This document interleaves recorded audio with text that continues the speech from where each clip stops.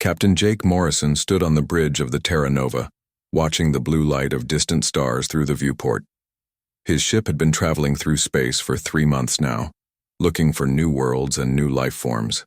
The year was 2387, and humans had been exploring the galaxy for over 200 years. Jake had seen many strange things in his 20 years as a space captain, but nothing had prepared him for what he was about to discover. "Captain, we have something unusual on the sensors," said Lieutenant Sam Brooks from his station. Sam was young, maybe 25, with bright eyes that showed his excitement about space exploration. "There's a structure ahead that doesn't match any known ship design." Jake walked over to look at the screen. What he saw made him pause. The object was beautiful, like a giant crystal floating in space. It was transparent but seemed to glow with soft colors that changed as he watched. The structure was huge, bigger than 3 Terra Nova ships put together. "Is it a ship or a space station?" Jake asked. "Hard to tell, sir. It's giving off some kind of energy, but it's not harmful. Actually, it feels peaceful somehow." Jake had learned to trust his crew's instincts. Sam had been with him for 5 years and had never been wrong about these feelings. "Try to make contact, use the standard greeting protocols." Meanwhile, in the ship's science lab, Dr. Lisa Carter was studying the readings from their instruments. Lisa was one of the best scientists in the human fleet. She specialized in learning about alien life forms and had met 17 different species during her career. But the readings she was seeing now were unlike anything in her files. "The energy patterns are incredible," she said to her assistant, technician Roy Davis.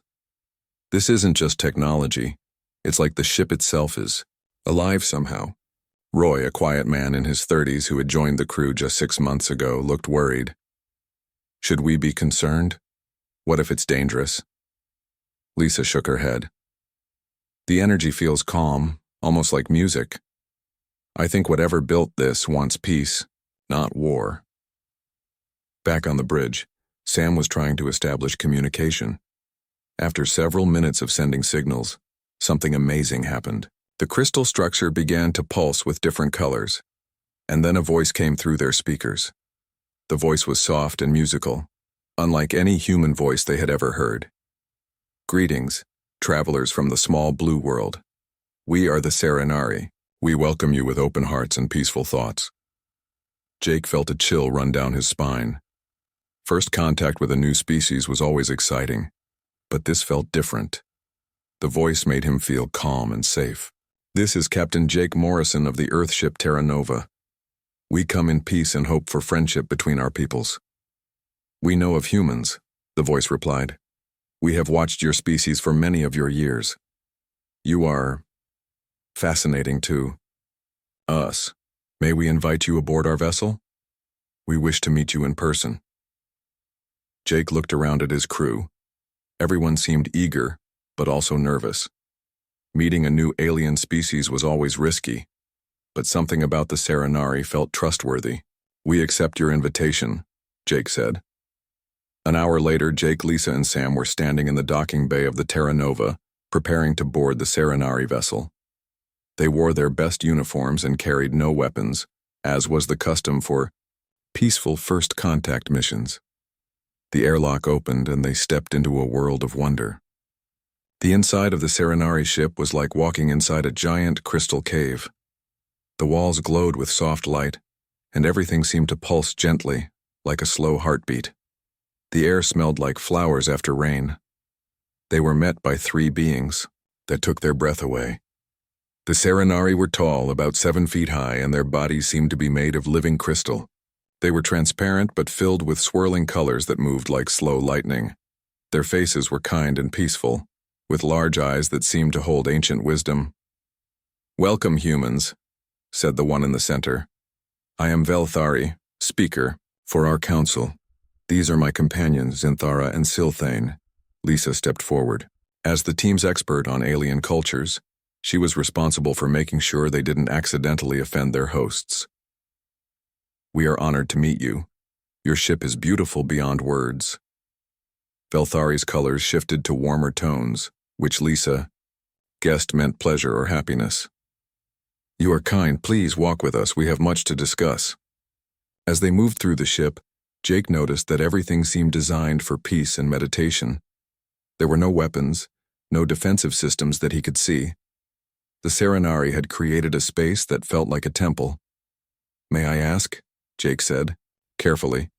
"How long have your people been traveling in space?" "We have journeyed among the stars for over 10,000 of your years," Silthane replied. His voice was even softer than Velthari's. "In all that time, we have never fought a war. We have never raised a weapon in anger. We seek only knowledge and harmony with all life." Sam couldn't hide his amazement. 10,000 years of peace? How is that possible? Zinthara's colors shifted to deeper blues and purples. "We learned long ago that violence brings only pain. When conflicts arise, we meditate together until we find solutions that help everyone. We have shared this wisdom with many species throughout the galaxy." They entered a large chamber filled with floating crystals that hummed with gentle music. Velthari gestured for them to sit on cushions that seemed to be made of soft light. "We have been watching humanity for 60 of your years," Velthari said. "Your species puzzles us greatly." Lisa leaned forward with interest. "How so?" "You fight. Terrible wars cause great suffering and destroy your own world with pollution and greed. Yet you also create beautiful art, music that moves our hearts and stories that speak of love and hope. You risk your lives to save strangers and cry when you see others in pain. We do not understand how you can be both cruel and kind at the same time." Jake felt uncomfortable. Many alien species judged humans harshly for their violent history. "We're not perfect," he admitted. "We've made many mistakes, but we're trying to be better." "Yes," Velthari said, and her colors grew brighter. "That is what fascinates us most. Other species either choose peace or choose war. Humans seem to choose both, sometimes at the same moment. Tell me, Captain Morrison, why did you become a space explorer?" Jake thought for a moment.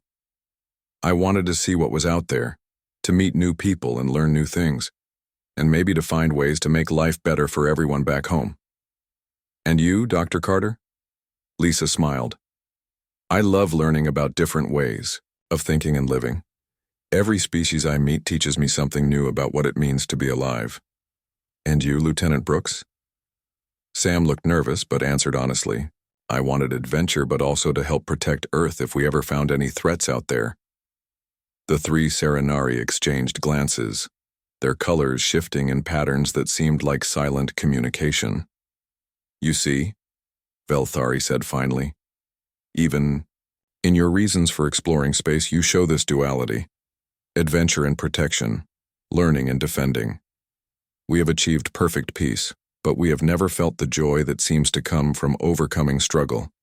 We have never experienced the deep love that drives you to protect those you care about." The meeting continued for several hours. The humans learned that the Serenari were respected throughout the galaxy as wise peacekeepers and mediators. Every species trusted them because everyone knew they would never take sides in a conflict or use force to get their way. As the day ended, and the humans prepared to return to their ship, Velthari made an unexpected request. "Captain Morrison, would you allow some of our people to visit your ship? We wish to learn more about how humans think and live." "Of course," Jake replied. "We'd be honored to have you." As they walked back to the docking bay, Lisa couldn't shake the feeling that this meeting was more important than it seemed. The Serenari had been watching humanity for decades, but why were they making contact now? And why did they seem so interested in human nature, especially the parts that involved conflict and struggle? She didn't know it yet, but the galaxy was about to face a threat that would change everything. And the most peaceful species in known space was about to learn that sometimes peace must be defended by those willing to fight for it. 3 weeks after the first meeting with the Serenari, Captain Jake Morrison was enjoying the peaceful routine aboard the Terra Nova. His crew had been studying the crystal beings and learning about their amazing technology. The Serenari had shared knowledge about healing crystals and energy shields that could protect entire planets. Everything seemed perfect. Then the emergency signal came. Lieutenant Sam Brooks was monitoring communications when his face went pale. Captain, we're getting a distress call from the Altair 7 system. It's bad, sir. Jake hurried to the bridge. The message playing on their screens made his blood run cold. The video showed burning cities and people running in terror. The speaker was an alien with blue skin and 4 arms, one of the peaceful Altarians who lived on that world. This is Governor Melthus of Altair 7. We are under attack by unknown forces. They came without warning, without trying to talk to us. They're taking our people as slaves and destroying everything we've built. Please, anyone who can hear, this help us. We have no weapons, no way to fight back. The transmission ended in static. Dr. Lisa Carter arrived on the bridge, having heard the alarm. The Altarians are completely peaceful, she said, her voice shaking. They've never even had a police force. They solve all their problems by talking and sharing. How far is Altair 7? Jake asked. 2 days at maximum speed, Sam replied. Set course immediately and send a message to Earth Command. They need to know what's happening. As the Terra Nova raced through space, more distress calls came in. The Kepler 438b system, home to the scholarly Arcturians, was under attack. Then the Harmony worlds, where 7 different species lived together in perfect peace. Each message was the same story. Attackers who refused to communicate, who took prisoners and destroyed everything else. Dr. Carter worked day and night, trying to understand who these attackers were. Finally, she found an answer in an old database from the Outer Rim territories. They're called the Zephyrians, she told Jake and his senior officers. They come from beyond the edge of known space. According to these records, they believe that peaceful species are weak and deserve to be conquered. They think that only the strong should survive. Commander Alex Torres, who had joined the Terra Nova just before the Serenari encounter, studied the reports. Alex was a career diplomat who had spent 10 years working with alien cultures. This is different from any conflict we've seen before. Usually, even aggressive species will negotiate or at least explain what they want. These Zephyrians seem to attack first and never talk at all. The Terra Nova arrived at Altair 7 to find a nightmare. The beautiful crystal cities were burning, ruins. Zephyrian ships, dark and angular like metal weapons, moved through the system, taking everything of value. The peaceful blue-skinned Altarians were being loaded onto prison ships like cargo. Captain, Sam said quietly, there are many enemy ships. If we attack, they'll destroy us easily.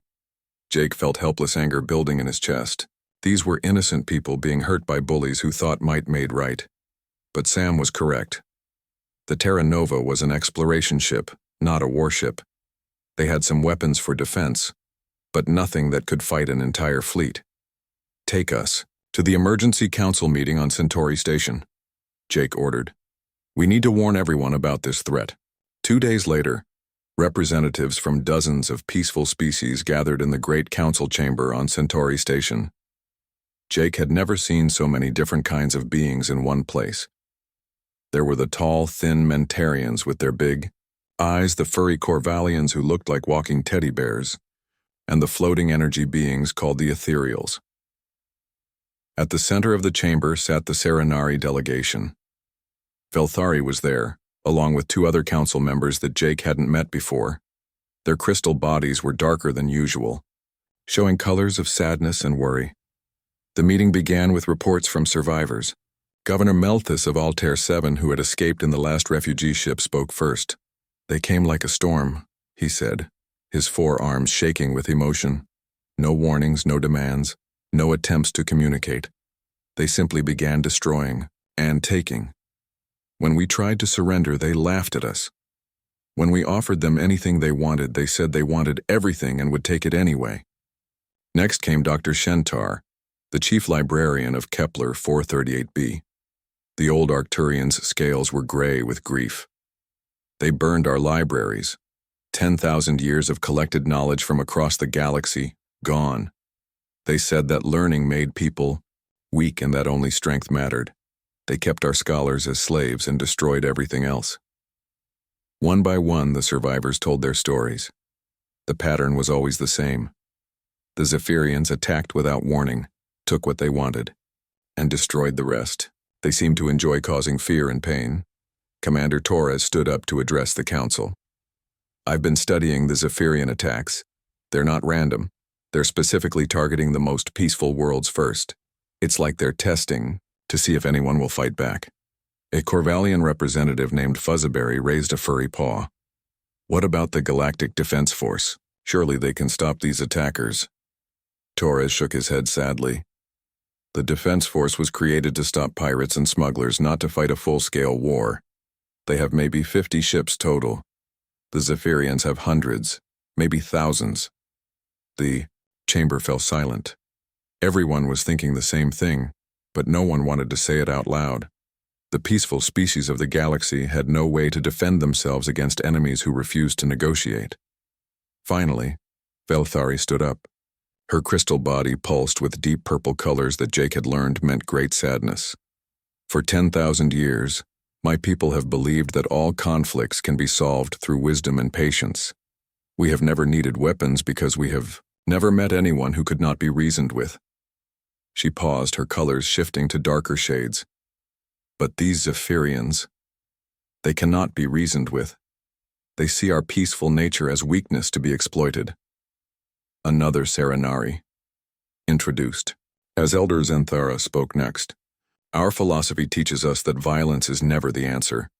But what do we do when someone uses our refusal to fight as a weapon against innocent people? Dr. Carter, who had been quietly taking notes, suddenly realized something important. She stood up and asked for permission to speak. I've been listening to everyone's stories and I noticed something.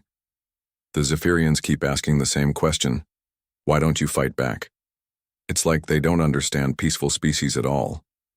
They seem to think that if you don't fight, you must be afraid or weak. A Mentarian named Talwans nodded his large head. That matches what our escaped prisoners reported. The Zephyrians kept saying that peace was a disease that made people soft and useless. Jake stood up next. If I may, I'd like to share something from human history. We've fought many wars, and we've learned that there are different kinds of strength. Sometimes the strongest thing you can do is choose not to fight. But sometimes the strongest thing is to protect those who can't protect themselves. The chamber buzzed with quiet conversations as different species discussed what Jake had said. The humans were known throughout the galaxy as a species that had both great capacity for war and great desire for peace. They were respected but also sometimes feared for this combination. Velthari's colors shifted to brighter shades, showing interest. Captain Morrison, your species has experience with both war and peace. In your opinion, what should we do? Jake felt the weight of everyone's attention. These peaceful beings were looking to humanity for answers about something humans knew too. Well, how to deal with bullies who only understood force. In human history, we learned that sometimes good people have to fight to protect others from evil people, not because they want to fight, but because someone has to stand up to those who hurt the innocent. He paused, looking around the chamber. The Zephyrians have declared war on peace itself. They won't stop until every peaceful world is conquered or destroyed.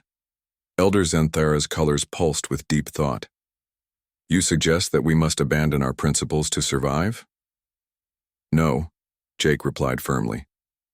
I suggest that protecting innocent people is the highest principle of all. Sometimes protecting others requires strength that peaceful people don't want to develop. But maybe that's where humans can help.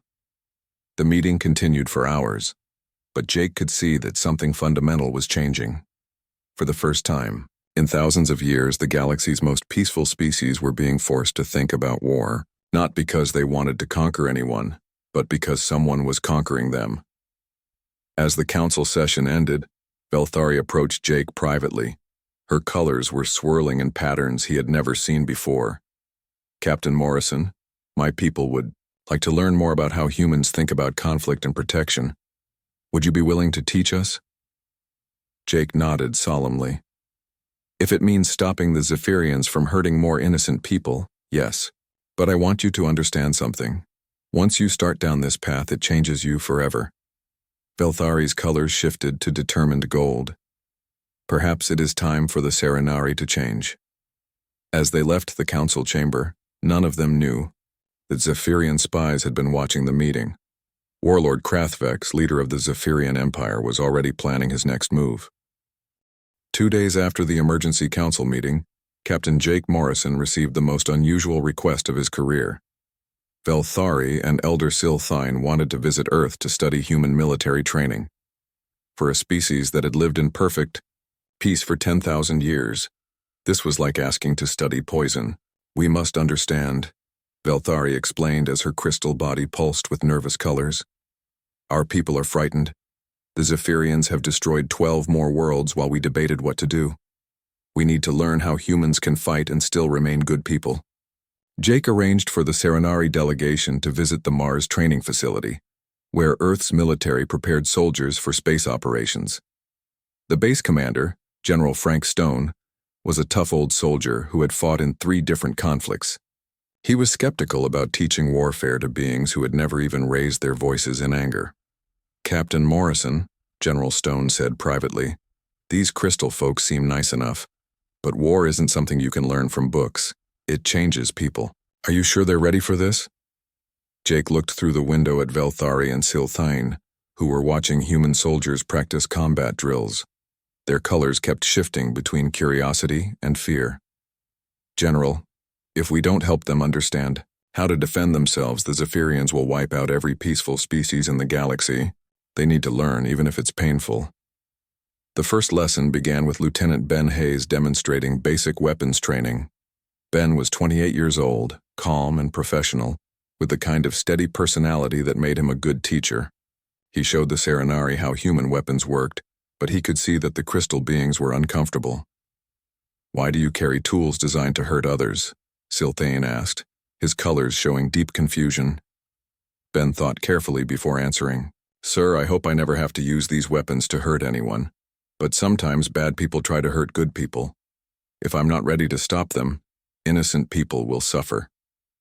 "But violence creates more violence," Velthari said. "This is what we have always believed." "Sometimes that's true," Ben agreed. "But sometimes violence stops more violence from happening. If someone is attacking a school full of children, is it wrong to stop them?" The Serenari exchanged glances, their colors swirling with troubled thoughts. This was a question they had never had to consider before.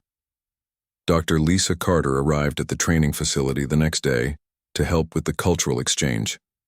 She found the Serenari observing a group of soldiers practicing rescue operations. The humans were working together to save people from a burning building simulation. "This is fascinating," Velthari said to Lisa. "These soldiers risk their own lives to protect others, but they also train to fight. How can they be both protectors and warriors?" Lisa had been thinking about this question since the council meeting. Maybe that's exactly why they can be both. They fight because they want to protect, not because they want to hurt. Private Kate Miller overheard the conversation and approached respectfully. Kate was young, only 22, with bright eyes and a friendly smile. She had joined the military just 2 years ago. "Excuse me, ma'am," Kate said to Velthari.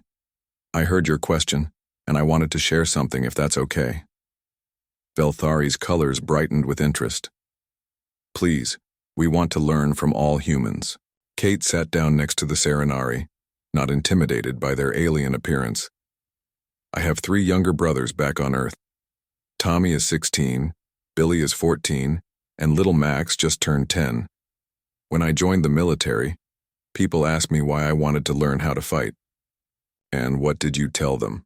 Silthane asked. "I told them I wasn't learning how to fight. I was learning how to protect my brothers and everyone else's brothers and sisters too." Kate's voice became more serious. "If someone tried to hurt my family, I would do anything to stop them. Not because I like violence, but because I love my brothers more than I fear getting hurt." The Serenari were quiet for a long moment.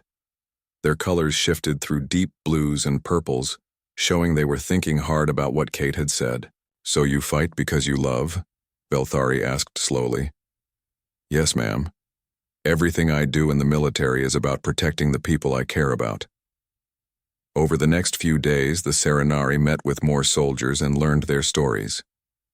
Sergeant Chris Evans told them about evacuating civilians from a volcanic eruption on Mars, risking his life to save people he had never met.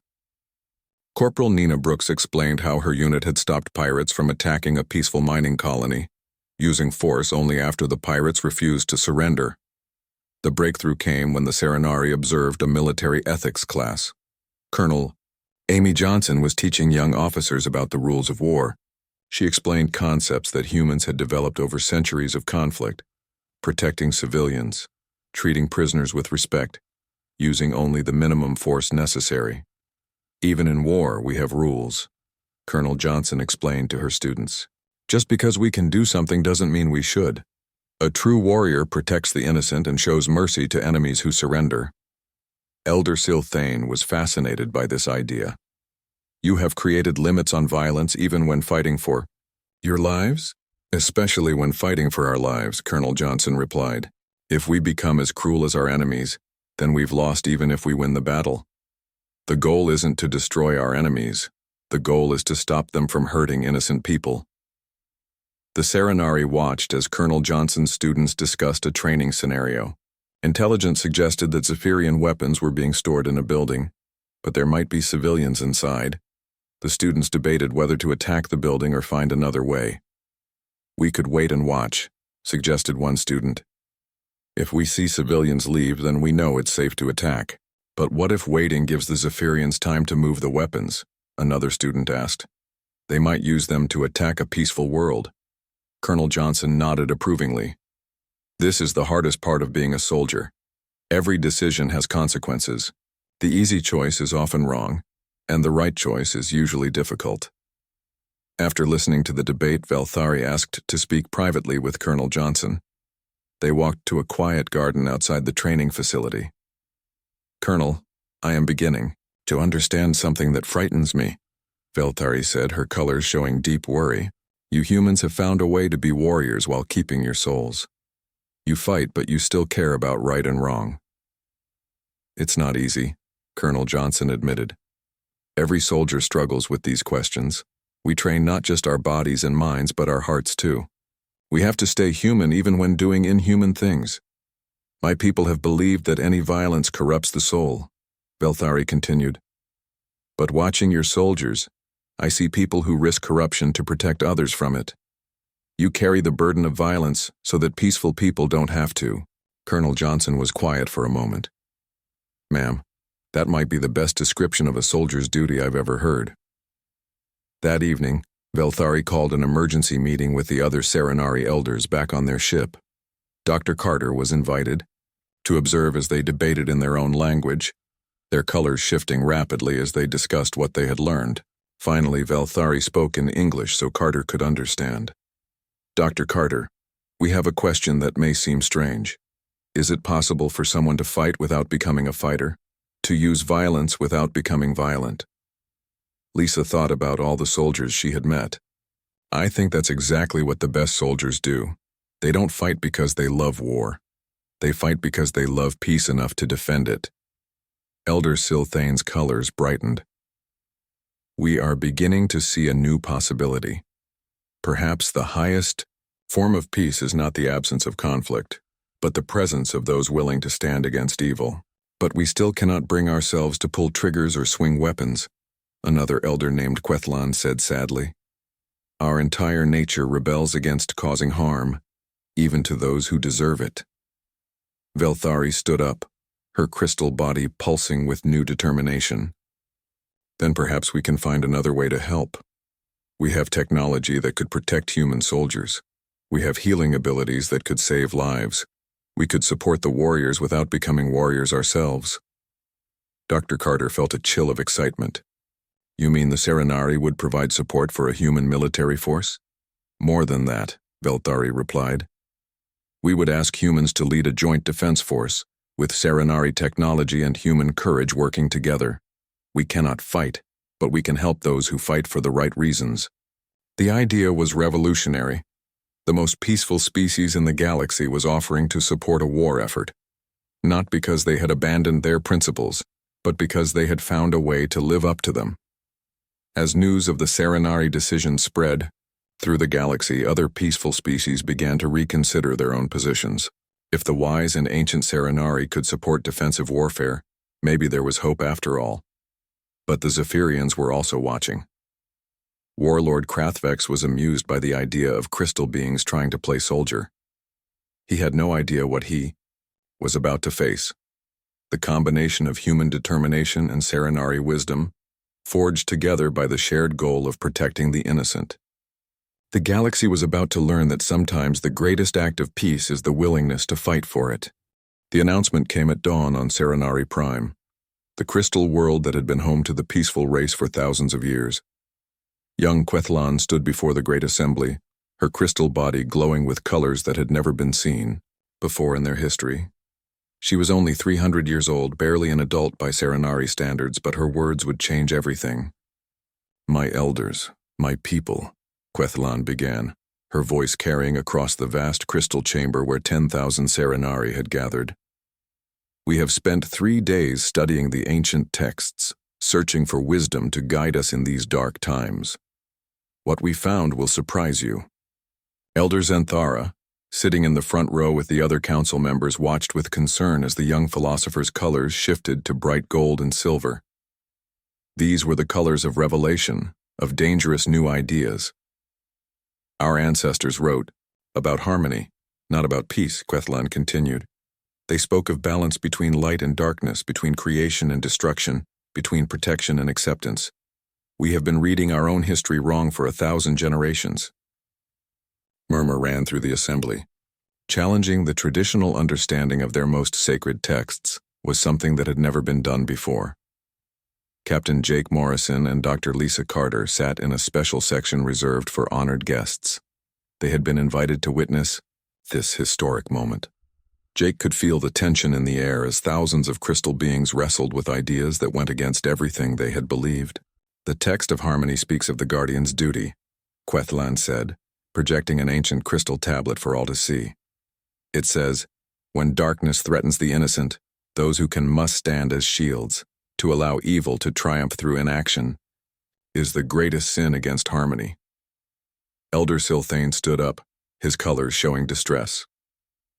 "Young one, that passage has always been interpreted as a call to peaceful intervention, to stepping between enemies and helping them find understanding. But what if the enemy refuses understanding?" Quethlan asked. "What if they see our peaceful intervention as weakness to be exploited?"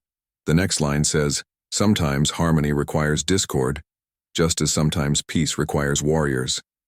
Dr. Carter felt her heart racing.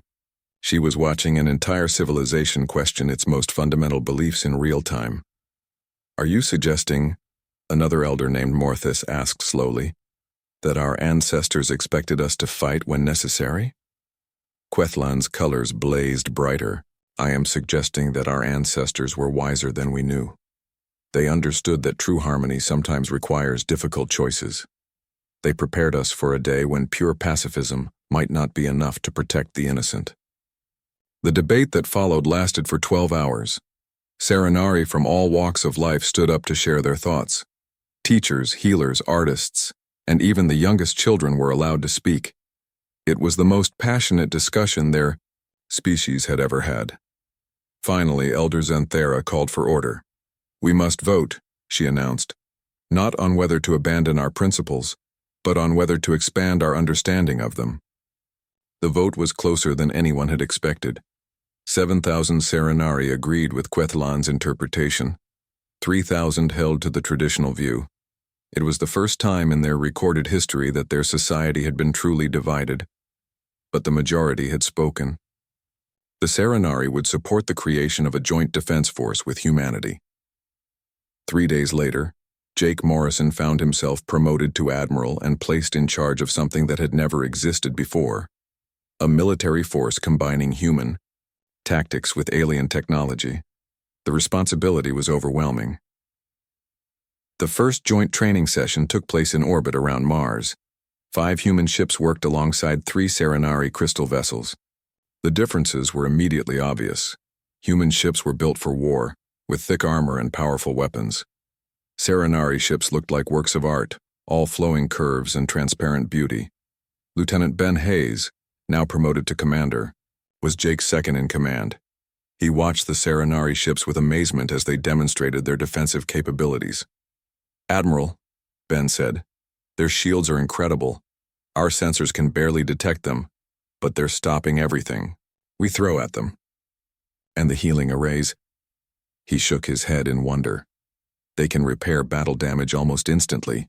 The Serenari had brought their most advanced technology to the Alliance. Their ships could project energy shields around human vessels, making them nearly invulnerable to attack. Their healing crystals could cure injuries that would normally be fatal, and repair damaged ships in minutes instead of months. Dr. Carter was working with a Serenari scientist named Velmiran to integrate the two technologies. The results were beyond anything either species could have achieved alone.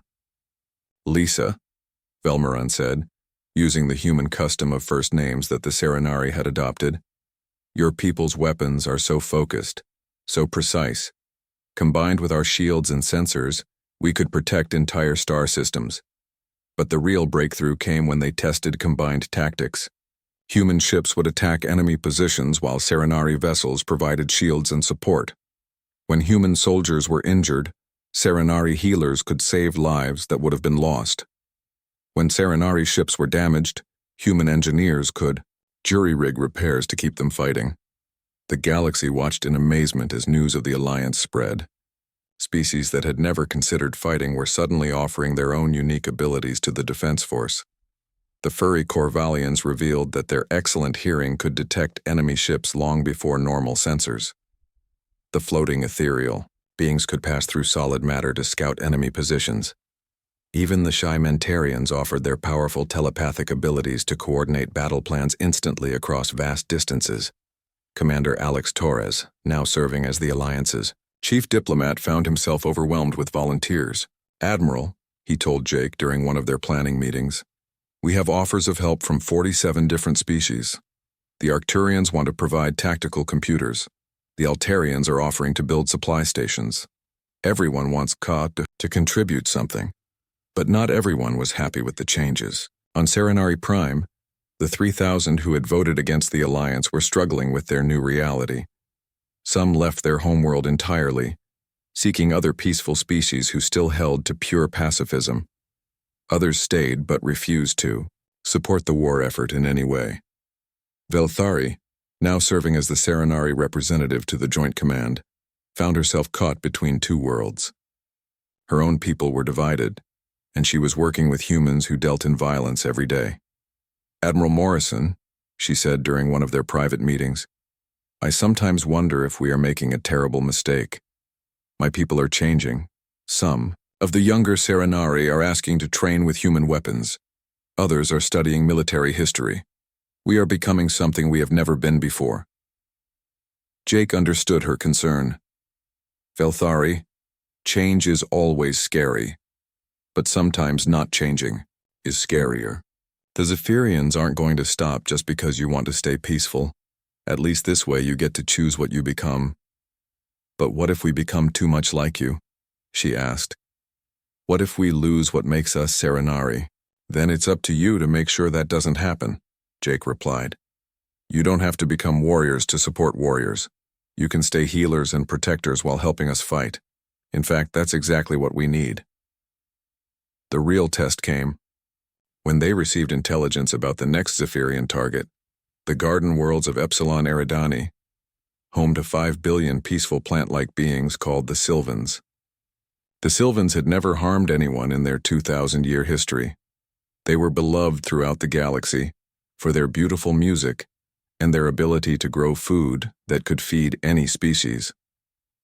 Warlord Krathvex had chosen them specifically because he knew their destruction would break the spirit of every peaceful species.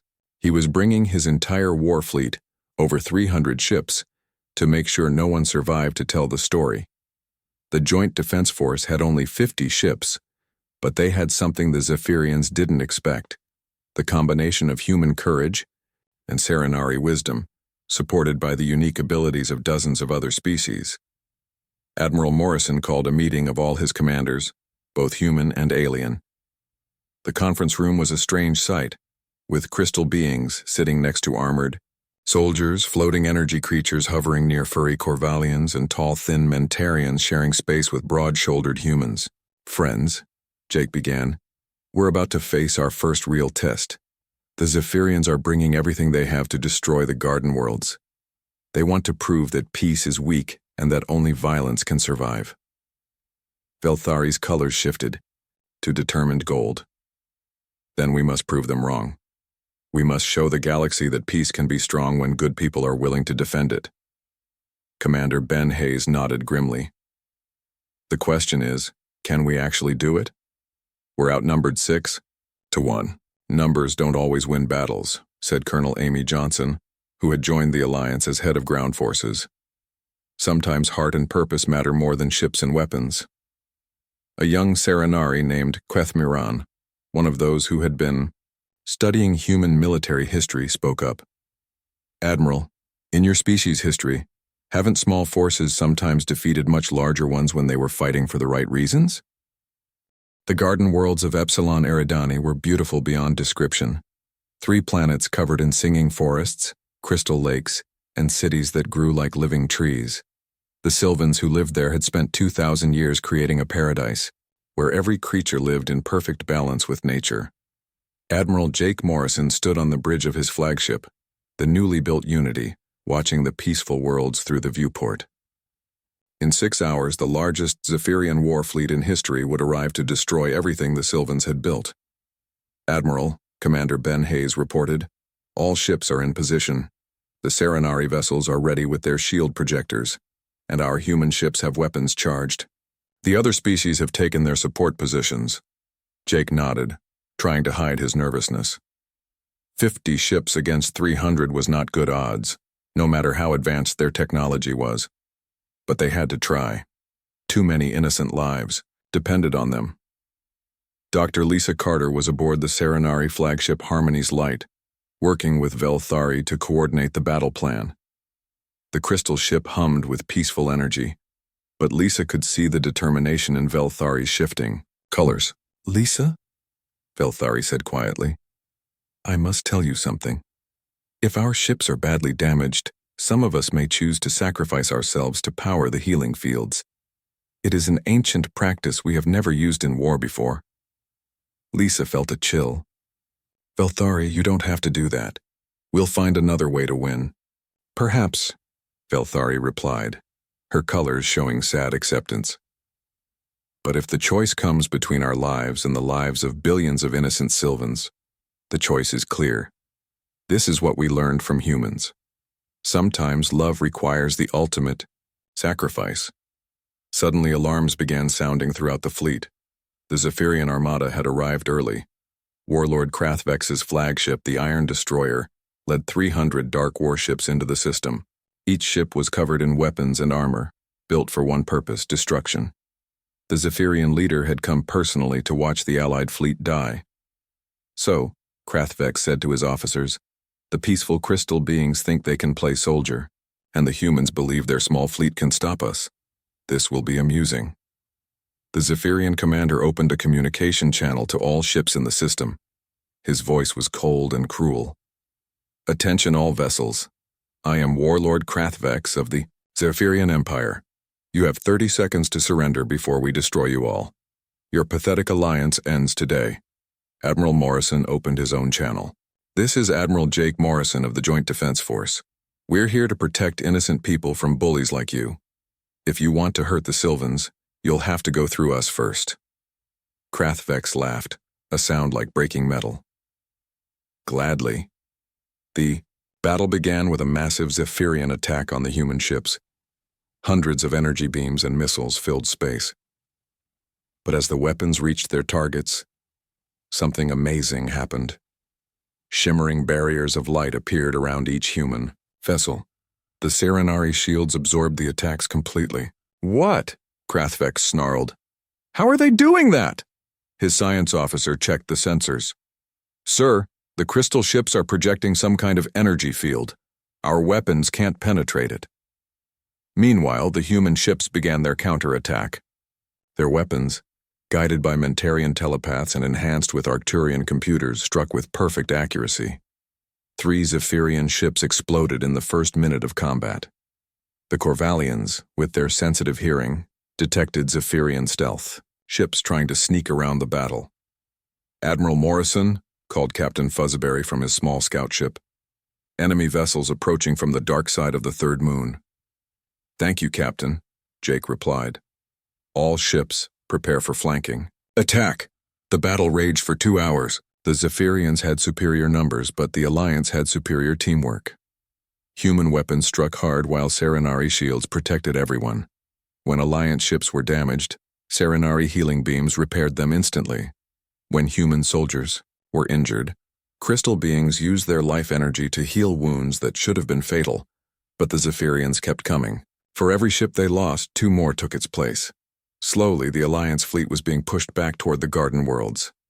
"Admiral," Ben Hayes reported grimly, "we're losing. They have too many ships. At this rate, they'll break through our lines in another hour." Jake clenched his fists. They had fought bravely, but it might not be enough. Then he remembered something Velthari had said about Serenari abilities they had never used in war. "Get me a channel to all Serenari ships," Jake ordered. Velthari's face appeared on his screen. Her crystal body was glowing brighter than he had ever seen before. "Velthari, you mentioned your people could disrupt neural control systems. Could that work on the Zephyrian slave soldiers?" Her colors shifted to excited gold. "Yes. The Zephyrians use brain implants to control their captured soldiers. We could free them all at once, but it would require every Serenari working together." "Do it," Jake ordered. "We'll cover you." The Serenari ships formed a circle in the center of the battlefield. Their crystal hulls began to pulse with synchronized light. Velthari and her people joined their minds together, reaching out across space toward the Zephyrian fleet. Inside the enemy ships, something unprecedented happened. Thousands of enslaved soldiers from dozens of different species suddenly found their minds free for the first time in years. The neural implants that had forced them to obey Zephyrian commands simply stopped working. On ship after ship, freed slaves turned on their captors.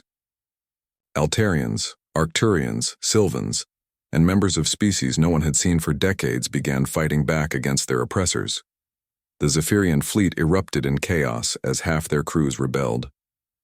Warlord Krathvex watched in fury as his carefully organized armada fell apart. "Impossible. The control implants are perfect. How are they breaking free?" But his rage turned to shock when he saw what was happening to the Serenari ships. The effort of freeing so many enslaved minds was draining their life force. One by one, the crystal vessels began to dim. Velthari felt her strength fading as she poured her energy into the liberation field. Around her, other Serenari were collapsing as they gave everything they had to free the slaves. "Velthari!" Lisa Carter's voice came through the communication system. "You're killing yourselves! Stop the process!" "No," Velthari whispered, her colors fading to pale silver. "This is why we exist. To free others from darkness. To give hope to the hopeless." Her voice grew weaker. "Lisa, tell the humans. Tell them we finally understand. Sometimes the greatest act of peace is the willingness to die for it." The liberation field reached its peak, and suddenly every slave in the Zephyrian fleet was free. Thousands of beings who had given up hope were suddenly fighting for their freedom. The Zephyrian advantage evaporated as their own crews turned against them. Velthari's ship, Harmony's Light, went dark as she gave the last of her life force to the effort. But her sacrifice was not in vain. The freed slaves were overwhelming their captors throughout the enemy fleet. Admiral Morrison felt tears in his eyes as he watched the brave Serenari die to save others. "All ships," he ordered, his voice thick with emotion. "Protect the Serenari vessels. Don't let their sacrifice be meaningless." The tide of battle turned completely. The rebellious slaves provided the Alliance with targets for their weapons and information about Zephyrian weak points. Ship after ship in the enemy fleet fell to the combined assault of external attacks and internal rebellion. Warlord Krathvex found himself trapped on his flagship as his own crew of freed slaves surrounded him. A tall Arcturian named Shendar, who had been enslaved for 3 years, stood before the Zephyrian leader with a captured weapon.